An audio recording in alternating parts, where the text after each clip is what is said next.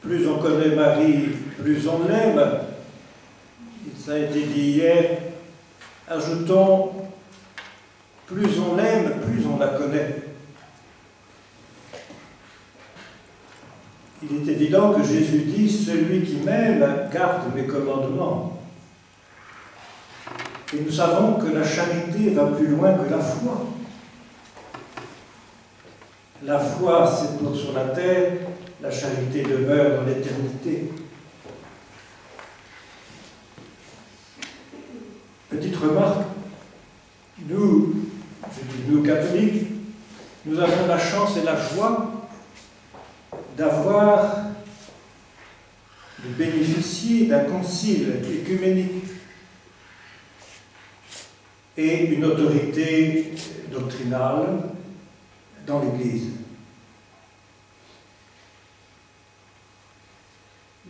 Hier, bien sûr, le père Michel Edovkimov ne faisait pas allusion au Concile Vatican II, pas plus que M. Strauss, ce n'était pas leur domaine. Et nous ne faisons pas de polémique. Je voudrais simplement exposer devant vous la foi catholique à propos de Notre-Dame, bien sûr, mais de vous donner quelques clés qui sont nécessaires et qui viennent de la foi catholique et de sa théologie occidentale pour échapper à toute incertitude ou l'individualisme dans la foi, où chacun pense ce qu'il veut, mais ça ne va pas très loin. Pour l'histoire, rappelons-nous que l'Orient, après le schisme de 1054, n'a pas eu de théologien comme l'Occident en a connu, et à partir de ce schisme, donc rupture avec Rome, il y a eu un éclatement de tout le monde oriental. Donc, il s'appelle les églises autocéphales. Et du côté protestant, la coupure avec l'Église, qui était surtout le domaine personnel pour Luther, a fait que ces protestants n'ont pas de magistère qui leur ait permis d'avoir une interprétation autorisée de l'Écriture. Le thème, c'est la Vierge Marie selon les évangiles. Mais si vous voulez, parlons des évangiles. D'abord, leur importance. Je ne vous apprends rien, mais je veux rassembler des éléments. La Bible est énorme. Il n'y a que 4 petits évangiles. C'est peu. Jésus a dit « Je ne peux pas tout vous dire. L'Esprit vous conduira dans la vérité tout entière. » Et Saint Jean, à la fin de son évangile, il dit « On n'en finirait pas d'écrire ce qui vient du Christ et le monde entier ne pourrait pas contenir les livres que l'on en écrirait. » Donc les évangiles, en quantité par rapport à l'ensemble de la Bible, c'est peu. Alors arrive Saint Paul, et Saint Paul est bien plus copieux que les 4 évangiles. Alors qu'est-ce que c'est que cette histoire? Quel était le but? Quel est le but de l'évangile? Bien sûr, connaître la vie de Jésus, et Vatican II est formel pour dire que l'Église affirme l'historicité des évangiles. Ils transmettent fidèlement ce que Jésus, le Fils de Dieu, durant sa vie parmi les hommes, a réalisé et fait, enseigné, a réellement fait et enseigné pour leur salut éternel. Constitution sur la parole de Dieu, numéro 18. Alors encore une fois, cette disproportion de ces textes qui devraient être essentiels pour nous parler de Jésus, puisque c'est lui qui parle, cette proportion est étonnante par rapport à l'ensemble de l'Ancien Testament et même par rapport à Saint Paul. Il faut entendre Saint Pierre, Saint Jean, Saint Jude, la lettre aux Hébreux, l'Apocalypse, mais quoi encore? Les évangiles ne suffisaient pas. Et on l'entend dire dans le domaine catholique, oh, on complique les affaires, prenons l'Évangile, c'est plus simple, ça suffit. Et tout le reste du Nouveau Testament, là.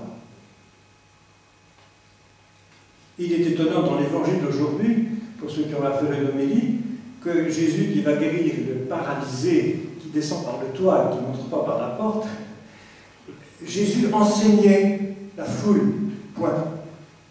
Et qu'est-ce qu'il disait? Pourquoi si souvent, entre autres chez Saint Marc, on dit Jésus enseignait longuement? Point. Alors, nous sommes privés de ce discours.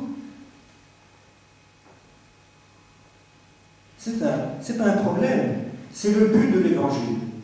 Le but de l'Évangile, c'est faire connaître Jésus, son enseignement, mais surtout de conduire à sa personne. Conduire à sa personne. Car c'est ça le mystère de l'incarnation. Et c'est la structure que vous avez dans la messe. Il y a des lectures, toujours, mais à la consécration, il est là. Il est là, celui qui vient de parler, il est là. C'est à ce moment-là que commence le discours de l'intimité avec le Christ dans son Église. Autrement dit, Jésus, qui a fondé la nouvelle alliance dans son sang, a confié à l'Église, à commencer par saint Paul, a confié à l'Église d'expliciter tout ce qu'il n'a pas pu dire pendant ces 3 ans de vie publique, grâce à l'action de l'Esprit Saint dans l'Église. Et ça a commencé dès le Concile de Jérusalem, dans les Actes chapitre 15, où les apôtres, avec une audace que n'admettent pas les autres confessions, nous et l'Esprit Saint avons décidé que... Ça commence bien. Voilà comment s'exprimer. Je ne cite pas Vatican II, je cite le premier concile de Jérusalem. Ce sont les apôtres qui sont là. Nous et l'Esprit Saint. Ainsi, nous allons voir que tout ce qui concerne la Vierge Marie fait partie de ce mystère de l'Évangile qui semble avoir dit très peu, alors que c'était l'essentiel de la Nouvelle Alliance. Mais dans tout l'ensemble du message, la profondeur infinie est confiée à l'Église. Donc, le principe sola scriptura, l'écriture seule, pour nous, est irrecevable. C'est irrecevable. Car, en plus, jamais l'écriture n'a dit elle-même sola scriptura. Autrement dit, vous comprenez bien, les évangiles sont portés par l'Église. C'est l'Église qui nous donne les évangiles. Voilà ce que je voulais dire à ce propos. Et Vatican II a repris cette doctrine de l'essentiel des évangiles. On écoute toujours l'évangile debout, dans la liturgie, on fait le signe de croix sur le front, les orientaux, le grand signe de croix, parce que c'est Jésus qui parle. Je dis rien d'autre. Mais vous comprenez le problème. On peut le voir par rapport à la disproportion quant au volume ou à la quantité dans la Bible. Ces 4 petits évangiles, tout ce qu'il y avait à dire n'a pas été dit, si, mais dans la profondeur de l'évangile. Et c'est là que nous y venons. Deuxième réflexion, qui me semble une des clés dont nous avons absolument besoin pour la mariologie, la christologie, on l'a évoqué hier, mais quelle christologie?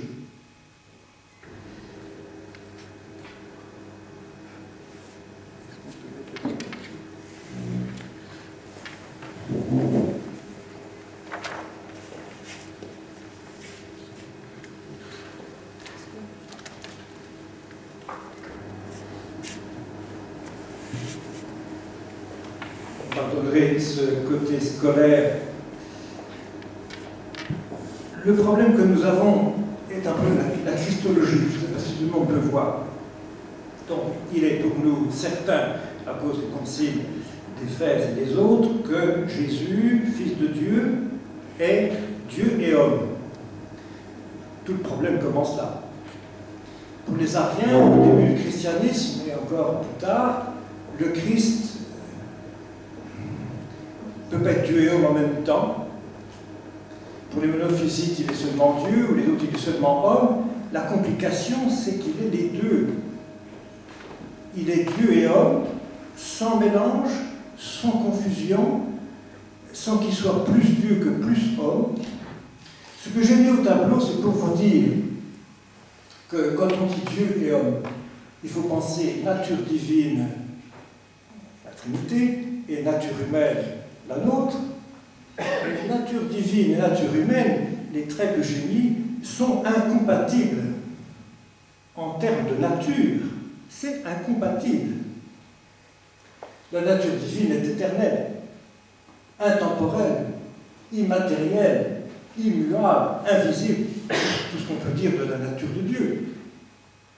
La nature humaine, vous la connaissez comme moi, elle est visible, tangible, temporelle, sensitive, tout ce que vous voulez. Au niveau des natures, c'est ce qu'on appelle les idiomes, les propriétés de la nature divine et de la nature humaine sont incompatibles. Il faut bien le mettre dans l'esprit, c'est incompatible. Alors, ce qui fait notre difficulté, notre joie, notre bonheur, de savoir que dans la personne de Jésus, dans la personne divine de Jésus, les deux sont liés. Les deux sont liés, mais dans la personne. Donc le terme technique de union hypostatique. Hypostase, en grec, ça veut dire la personne. Enfin, dans ce cas-là. Donc dans la personne, c'est compatible. Premier point, ça c'est la christologie catholique, mais sinon, nous avons déraillé par rapport à la foi. Et pour l'orthodoxie, c'est exactement pareil. Le deuxième point, qui est la suite de cela, je vais donner des exemples dans l'Évangile, c'est que l'humanité de Jésus est, pour ainsi dire, entrée en Dieu. Il est Dieu sous les apparences de l'homme. C'est un peu le formel. Le petit bébé de la crèche, c'est un bébé. Pardon. Donc, c'est le point le plus difficile pour ce soir. Il faut le mettre au début. Donc, tout ce qui est humain en Jésus, que nous connaissons nous, est entré en Dieu. Il l'a vécu comme une personne divine. Il n'y a pas de personne humaine en Jésus, il faut bien le dire. Le catéchisme le prend, je sais, 5 ou 6 fois. Il n'y a pas de personne humaine en Jésus. Il n'y a qu'une personne, c'est une personne divine. Le catéchisme, le pape Benoît XVI veut que nous rouvrions à partir d'octobre, on peut commencer avant, ne cesse pas de dire tout ce que le Christ a vécu est à reporter à sa personne divine. La preuve, c'est que dans Saint Jean, on dit « Il n'aurait jamais crucifié le Seigneur de gloire ». Oui, c'est un homme qu'on a tué, mais il est Dieu. C'est le Seigneur de gloire que l'on a crucifié. Vous comprenez que dans notre cervelle, ce sont des antinomies très difficiles à concilier. Et d'où toutes les hérésies qu'il y a pu y avoir. Et encore maintenant, on bascule de l'un de l'autre. Il est homme et Dieu en même temps. Est entré dans sa personne divine. Plutôt, il l'a vécu comme personne divine. Donc le point essentiel, c'est de dire que tous ces événements historiques, temporels, physiques qu'il a connus, se sont inscrits dans son présent divin. Ça, c'est le plus dur à comprendre.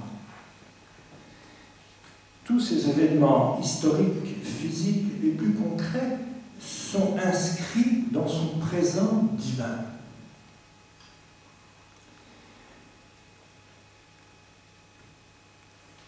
Ce n'est pas comme un souvenir, mais c'est du temps, c'est de l'humain, disons, il faut dire le terme, en substance. La chronologie, c'est fini. Jésus sur l'autel, il ne souffre pas. La croix, c'est fini.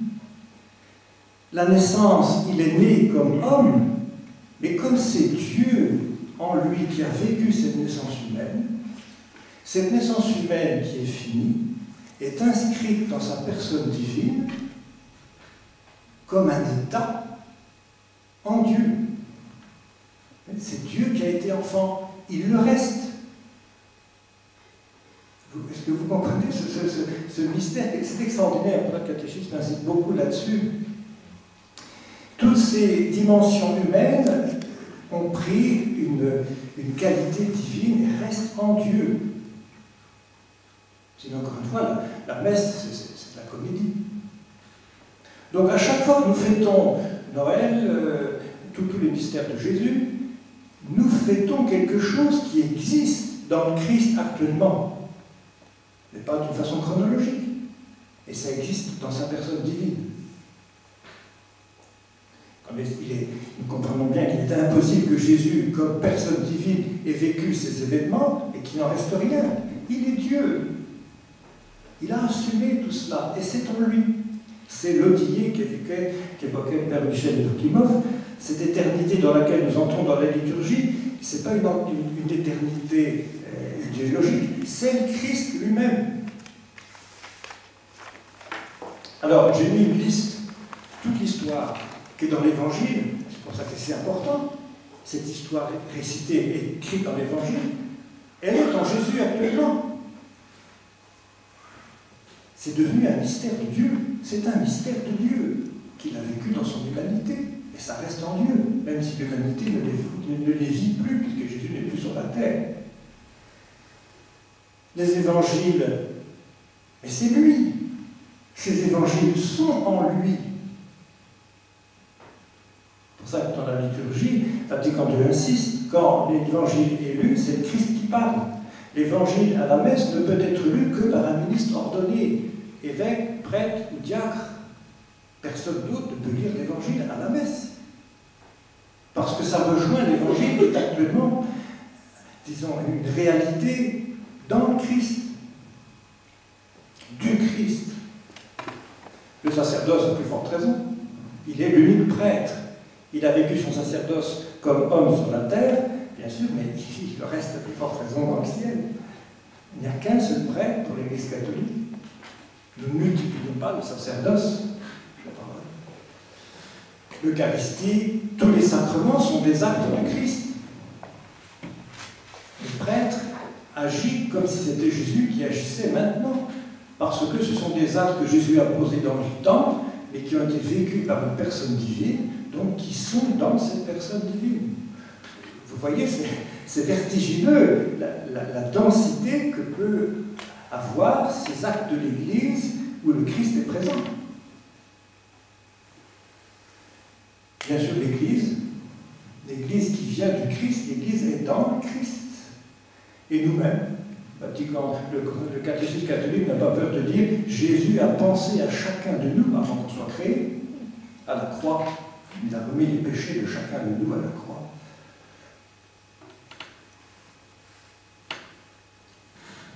Tout ce que Jésus a vécu et fait demeure dans sa réalité divine.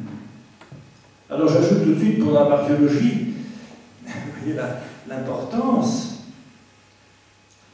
le fait pour le Christ, qui est Dieu, d'avoir eu Marie comme mère, reste quelque chose de divin en lui. En lui, dans sa personne divine, le rôle de Marie est présent dans sa personne divine. Le fait, encore une fois, d'avoir eu Marie pour mère a inséré, on pourrait dire, cette réalité dans sa personne divine. Donc dire que Marie est un petit peu secondaire et marginale, c'est blesser profondément le mystère de Jésus. Il a en lui, encore une fois, dans sa personne divine, le fait d'avoir été le fils de Marie. On peut y en dire plus. Voilà ce que voulait dire ce petit tableau.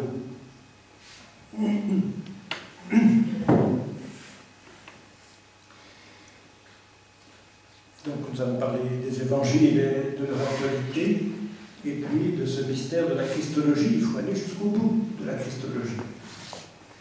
Autrement dit, Jésus ne peut pas être un personnage d'il y a 2000 ans qui est parti, qui a fondé une église, etc. Il a dit « Je suis avec vous jusqu'à la fin du monde ».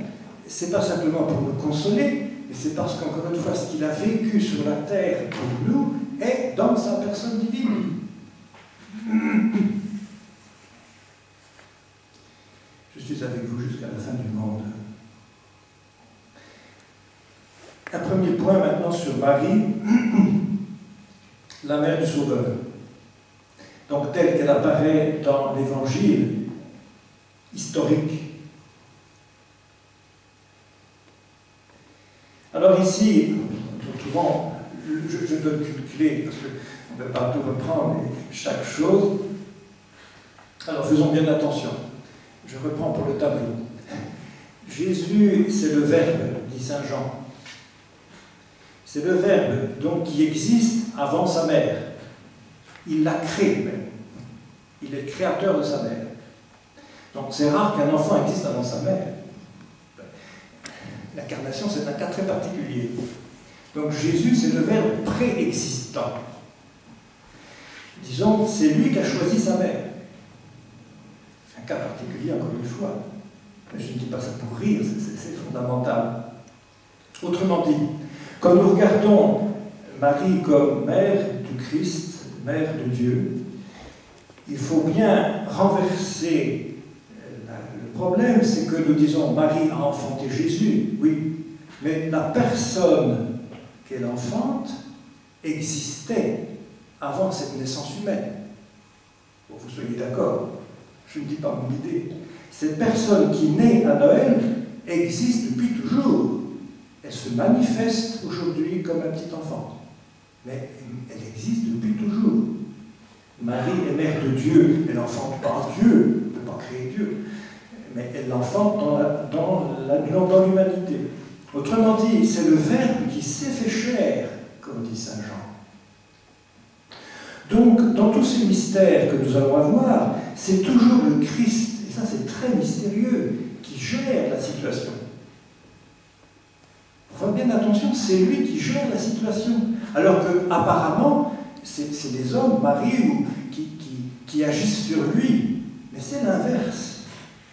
La preuve, dans l'Évangile, quand Marie, à la visitation, va visiter Élisabeth, c'est Jésus qu'elle porte en elle, puisque l'annonciation a eu lieu, qui agit sur Jean-Baptiste, qui est dans le sein de sa mère. C'est Jésus qui agit. Vous me direz comment? C'est un embryon.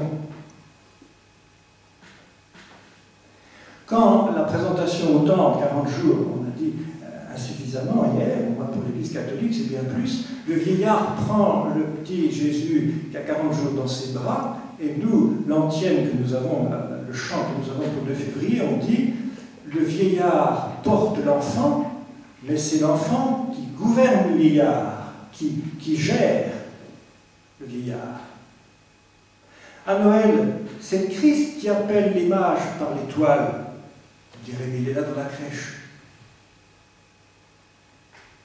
C'est Dieu. Il faut faire très attention. Nous nous mettons toujours au centre, mais c'est le Christ qui gère toute la situation. Le mystère du Verbe fait chair. Autrement dit, pour Marie, c'est Jésus qui l'associe à son mystère. C'est lui qui l'a fait sa mère. Un cas là, c'est très clair. Ainsi, dans ce mystère, on peut parler vraiment de prédestination de Marie, ce que fait Vatican II, numéro 61. Prédestination de Marie. Dans le mystère du Verbe qui se fait chair, Marie était contenue de toute éternité pour vivre avec le Christ dans un lien étroit et indissoluble de maternité à filiation.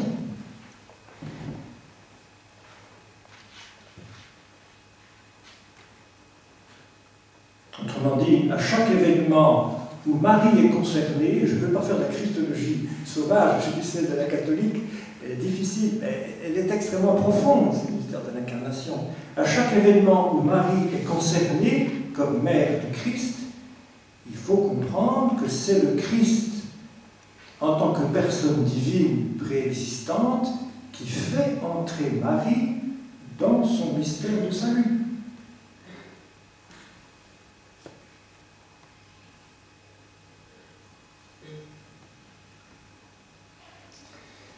Quand Marie enfante Jésus, c'est lui, en réalité, qui se manifeste dans la maternité de sa mère.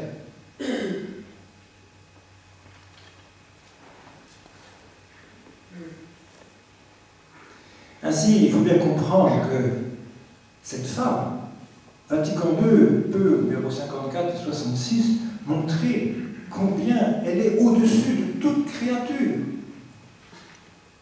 Tellement Dieu l'a intégrée dans son mystère de personne incarnée.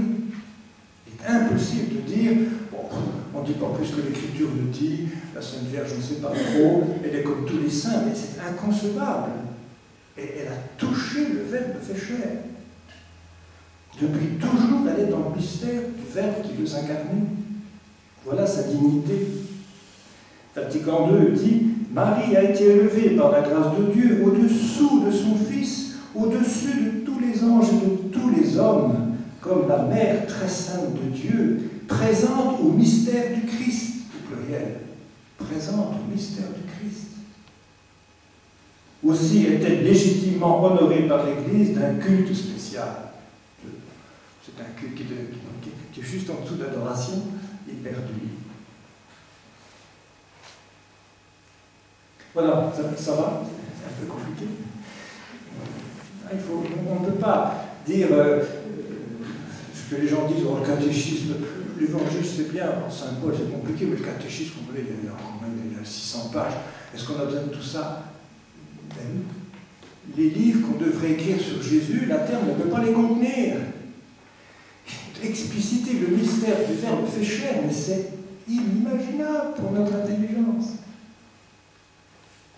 On ne peut pas simplifier le problème, que voulez-vous? Ou alors il n'est pas Dieu.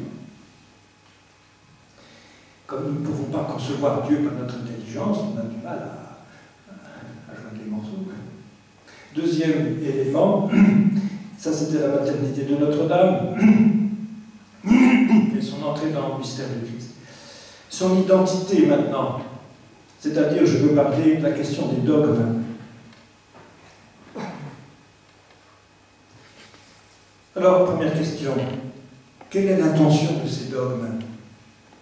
On nous les reproche en Orient, je dirais dans le période Motivov aussi bien que qui n'est pas là, mais je dirais, on nous reproche ces dogmes. Le dogme de la maternité divine, 431, ça va, c'est dans l'Évangile, encore il fallait préciser cela, c'est pas si facile. Que les orientaux reconnaissent que c'est Saint Léon qui a trouvé la formulation juste, parce qu'en Orient, dans le grec, on n'a pas les mots qu'il faut. C'est Saint Léon qui a trouvé le vocabulaire, une personne en deux natures. En grec, on n'arrive pas à le dire, bien le reconnaître. Merci à Saint Léon, notre temps. Alors pourquoi ces dogmes? On dit, oh, l'Église va absolument contraindre les fidèles à croire des choses qui ne sont pas dans l'Écriture, etc. Il ne s'agit pas de tout cela. Dans un dogme, l'Église veut dire, voilà ce que Dieu a révélé. J'ai l'autorité pour le dire, je n'invente rien. Voilà ce que Dieu a révélé. Autrement dit, en lisant plus profondément l'Écriture, voilà la certitude que l'on peut avoir. C'est pour une lecture plus profonde de l'Écriture. Il y a tout dans l'Écriture. Et la tradition, quand les fidèles ont tous été unanimes, ce qu'on appelle le sens de la foi. Autrement dit, le dogme sert à expliciter. Nous sommes dans la ligne de ce que Jésus a dit. Il vous conduira dans la vérité tout entière. Ainsi, à chaque fois qu'on a un dogme, maternité divine, Immaculée Conception, l'Assomption, une fois qu'on sait la réalité, parce que c'est un mystère qu'on ne peut pas démontrer et qu'on peut contempler, une fois qu'on sait cette vérité donnée par l'Église, nous avons une nouvelle lumière pour approfondir nous-mêmes le sens de l'Écriture. Notre-Dame est montée dans la gloire au ciel. Alors je lis l'Apocalypse, chapitre 12, Marie couronnée d'étoiles, mais je lis aussi, sachant qu'elle est au ciel, ce n'est pas une chose qui se démontre, c'est dit par autorité du magistère de l'Église, sachant qu'elle est dans la gloire, associée au règne du Christ qui n'aura pas de fin. Mais ça me dit quelque chose, là. Dans le récit de l'Annonciation, on dit à Marie, ton fils, son règne n'aura pas de fin. Et alors maintenant, je peux lire dans la profondeur de ce texte qui ne semble pas faire allusion à l'Assomption, mais si elle est la mère de celui dont le règne n'aura pas de fin, et que je sais ensuite par l'Évangile que ce règne est instauré par la rédemption, donc la résurrection, donc Marie va participer à ce règne qui n'aura pas de fin, donc son Assomption est là, annoncée dans l'Annonciation, mais en filigrane. Je ne pouvais pas le voir par moi-même. Ça aurait été une idée privée, une idée imaginée, c'est Dieu, c'est joli. Et quand je sais le dogme, je peux relire en plus profondément l'Écriture. C'est uniquement fait pour cela.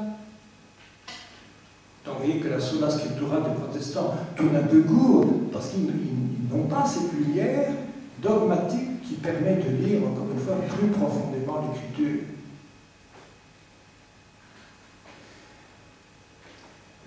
Donc pour la maternité divine, c'était clair, disons, c'est un mystère.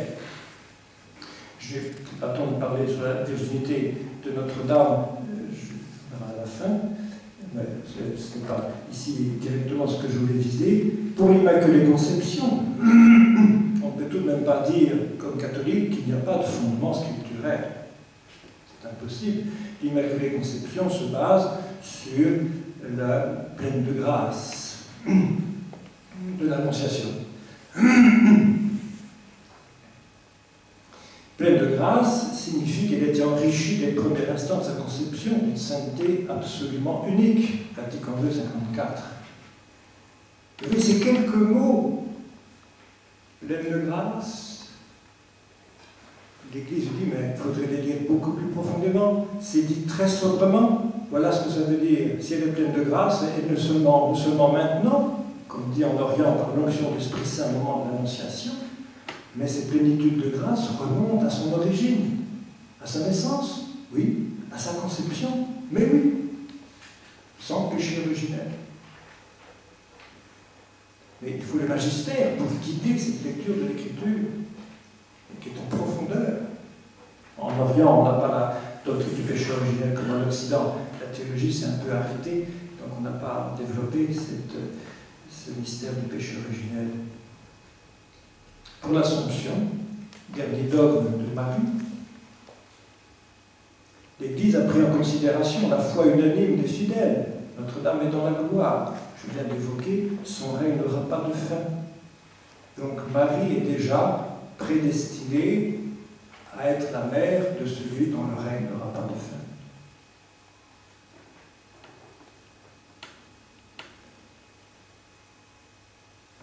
Il faudrait dire un mot maintenant sur la médiation de Marie. Médiation maternelle. Je cite Vatican II. Depuis le Concile d'Éphèse, 431, Saint Augustin n'y a pas participé, c'est très dommage. Saint Augustin est mort en 430, il avait reçu la convocation. Et comme Hippone était entouré par les Vandales, il est mort.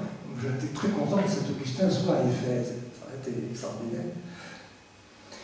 Depuis le Concile d'Éphèse, le culte du peuple de Dieu envers Marie a connu un merveilleux accroissement sous les formes de la vénération et de l'amour, de l'invocation et de l'imitation.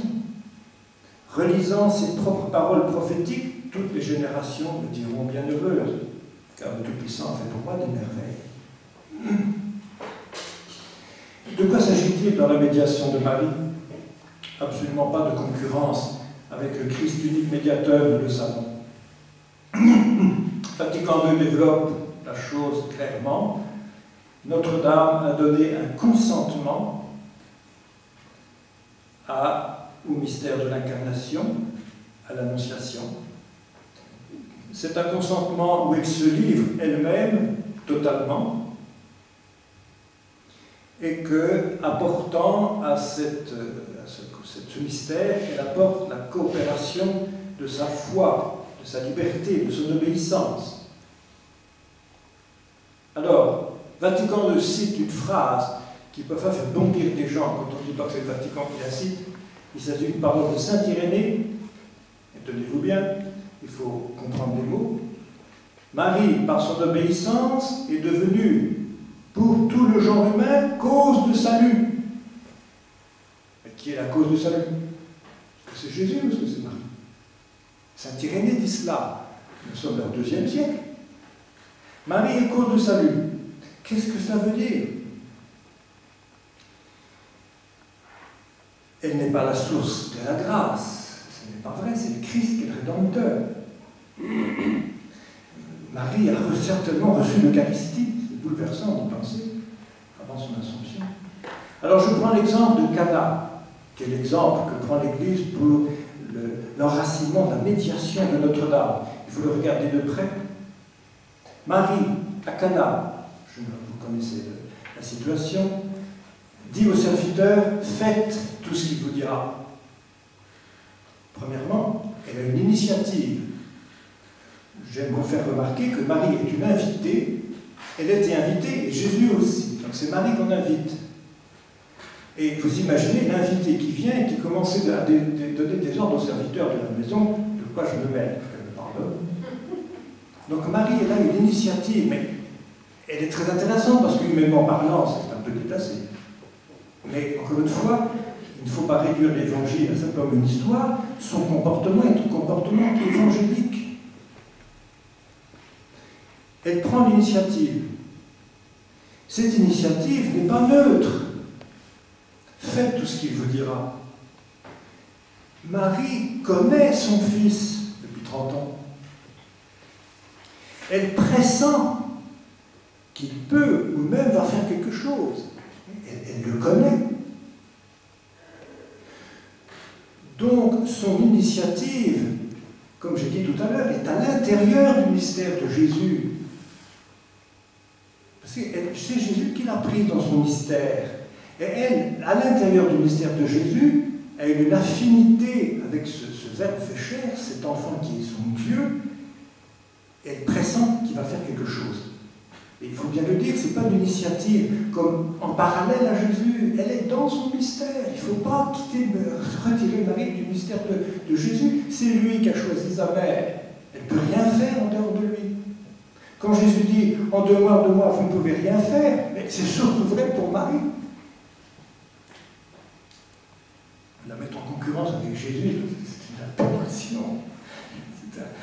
Elle est à l'intérieur du mystère de Jésus. Alors elle dit au serviteur une parole qui les prévient. Elle a une intervention qui est dispositive. Elle ne va pas faire le miracle. Elle ne commence même pas à faire le miracle en disant de commencer à remplir les cuves. Elle ne sait pas ce que Jésus va faire. Mais elle sait qu'il va faire quelque chose. Elle connaît son cœur, elle pensait que c'est son fils. Alors, dès lors, pourquoi ne pas comprendre qu'elle continue aussi pour nous, ce que dit Vatican II, à chaque fois que quelque chose va se faire, que le Christ veut faire dans notre vie, Marie nous dit, fais tout ce qu'il te dira. La plus forte raison pour l'Eucharistie, quand Jésus dit, faites ceci en mémoire de moi, il y a derrière Marie qui dit, oui, oui, faites tout ce qu'il vous dira. C'est prodigieux, c'est une médiation constante. Alors du coup, comme dit Vatican II, elle nous obtient des grâces extraordinaires, car quand Marie a préparé le terrain, Jésus ne peut pas se dérober. C'est ce que dit Saint Grégoire d'Enfort. Si Marie a déjà incliné les fidèles, les croyants, à être dociles à Jésus, à accepter tout ce qu'il va faire, Jésus est obligé de faire quelque chose. C'est magnifique. Il n'y a aucune concurrence avec Jésus, vous le comprenez, c'est à l'intérieur de son mystère de médiation. Voilà son rôle merveilleux. Le Christ est bien l'unique médiateur entre Dieu et les hommes, mais il a voulu que Marie participe à cette médiation et qu'il puisse disposer les fidèles. Mais ça vaut pour tout. Ça vaut pour tout. Quand vous avez une maman qui apporte son petit bébé au baptême et qui le présente au prêtre qui le baptise, c'est le geste de Marie. Ce n'est pas la maman qui donne le baptême, mais elle apporte son enfant. Elle le dispose, elle le présente. Elle le présente, ça me dit quelque chose. 2 février, Marie présente Jésus au temple, mais ce n'est pas elle qui l'offre directement, c'est lui qui s'offre et qui fait que Marie fait son geste pour lui.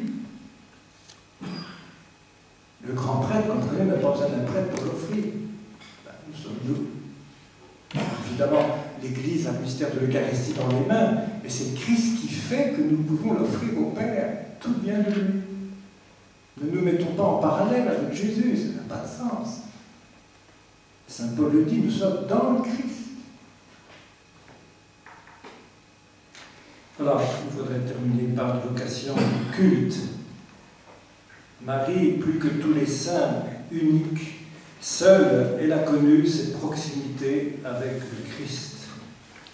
Proximité intégrale, physique, et surtout une proximité de grâce.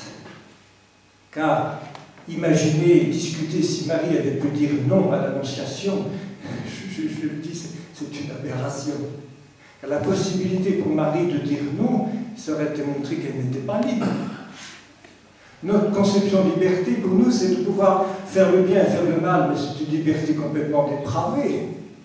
Le Christ est souverainement libre. La liberté, c'est de pouvoir faire le bien facilement. De pouvoir faire le mal, c'est un échec. C'est un échec. C'est affreux. 1789 nous a tourné l'esprit. La liberté, c'est faire le bien ou le mal, mais ce n'est pas vrai.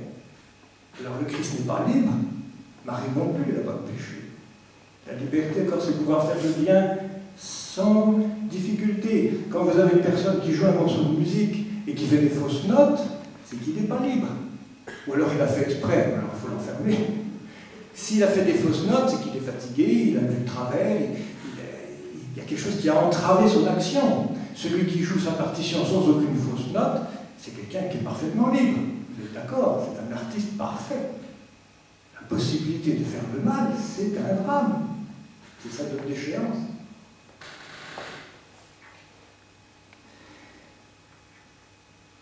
Finalement, il faudrait citer le numéro 69 de Vatican II, je voulais apporter, mais je ne l'ai pas. Personne n'a Vatican II sous la main.